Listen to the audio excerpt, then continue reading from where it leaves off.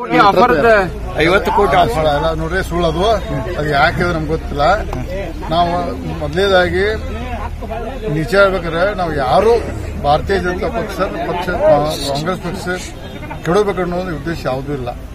Day 1 ದಿಂದ ಅವರು ಸಿದ್ದರಾಮಯ್ಯ ಯಾವ ಉದ್ದೇಶ ಹೇಳಿದಾರ, ಇವ್ರು ನಮ್ಮ ಯತ್ನಾವ್ರು ಯಾಕೆ ಇದ್ದೀವಿ ನಮ್ಗೆ ಗೊತ್ತಿಲ್ಲ.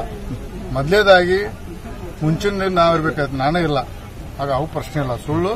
ಮತ್ತೆ ಒಂದು ಮಾತು ಹೇಳ್ತಾನೆ, ಇವತ್ತ ಒಂದು ತನ್ನ ಕಾಂಗ್ರೆಸ್ MLA ಕೇಳಿದಾರೆ, ನೀವು ಯಾಕೆ ಗಪ್ ಕೂತಿ ಅಂತ ಅವರೇ ಕೇಳಿದ್ರೆ ನಾನು ಬೇಡಪ್ಪ ಆರಾಮಲ್ಲಿ 130 ಕೋಟಿ ಚಂದಂಗ 5 ವರ್ಷ ಸರ್ಕಾರ ಮಾಡ್ರಿ, ಒಂದು 5 ವರ್ಷ ವಿರೋಧ ಪಕ್ಷ ಇರ್ತಾವ. ಅವತ್ತು ಡೇ 1 ಹೇಳಿದ್ನ ಇದ್ರಲ್ಲಿ ನಾವು ಯಾರೂ ಭಾರತೀಯ ಜನತಾ ಪಕ್ಷ ಸರ್ಕಾರ ಕೆಡುವಂತ ದುರುದ್ದೇಶ ನಮಗಿಲ್ಲ ಅಂತ. ಯಾರಾದ್ರೂ ಒಬ್ರು ಶಾಸಕರು ಹೇಳ್ತಾರೆ ಕಾಂಗ್ರೆಸ್ MLA ಯಾರು ನಾನಾ ತಿಳ್ಕೊಳ್ಳಿ.